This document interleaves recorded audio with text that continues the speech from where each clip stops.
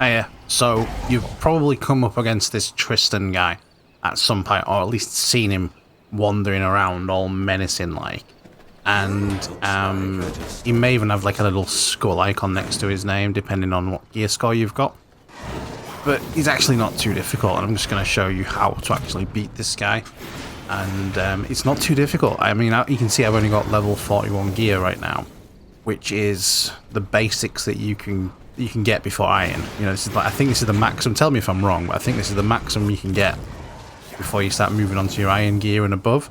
So yeah, before I go into this in any great detail, then I'd like to ask you maybe hit that subscribe button if you find this useful at the end of the video perhaps, and hit that like button if you just want general V-Rising content sent through to you. It'll let YouTube know that you're into V-Rising, and it'll send you my content and other people's content as well.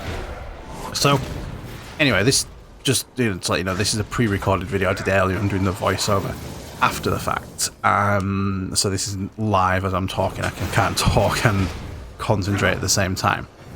So basically, there's 3 skills I feel are really good at this sort of stage of the game. There are better skills, you know, as the game goes on.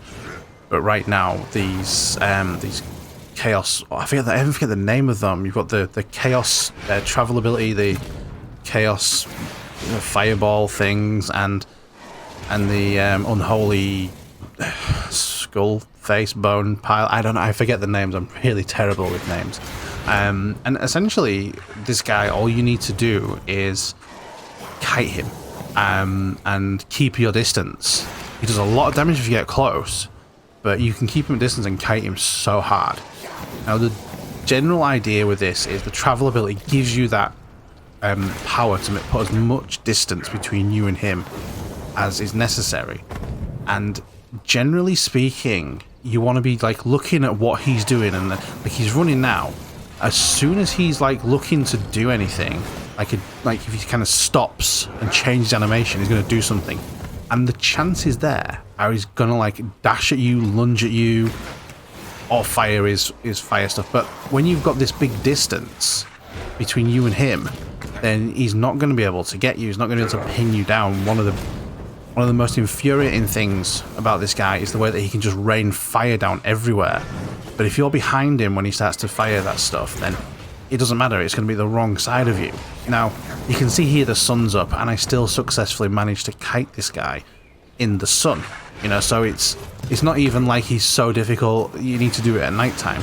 If you just keep dashing through him, I mean, don't be scared to run at this guy and hit that dash button. As soon as he hesitates, you dash, and you'll bop through him, and you hit that dash again, and it'll put a lot of distance between the two of you. And one of the great things about this chaos ability dash is that it explodes after you dash, so it leaves the what is it called, like the shadow, the ghost, or whatever, the purple, I can't think of the word. Anyway, it leaves that there, and it explodes in his face because he'll attack it. You see there how he lunged at me and I dashed through him, and you can see the health is draining. You know, it speaks for itself. I don't need to convince you that, you know, this is something you can do, because you can see for yourself. This is exactly all you need to do, and the level is low. All I'm using is the it's called the Night Stalker spears or something. I'm not 100% sure. I'm using the spear because it gives you that extra range, but I've not even needed it. You could probably work in a crossbow at this stage. Now, I'm hoping you're going to forgive me for allowing someone else to join in the fight. I don't think that they've caused too much of a detriment to the fight. I don't think that they've significantly reduced his health. You'd probably agree with me on that one. I don't think they've reduced his health too much, but I mean, it's not technically solo if you want to be pedantic about it, but I mean, it's as close to it as possible. So yeah, that's about it really. It is actually an easier fight than you probably imagine. Like, I've seen this guy take down groups of people without breaking a sweat, but all you need to do is be methodical and just be well paced and just react to when he's about to perform his whatever action.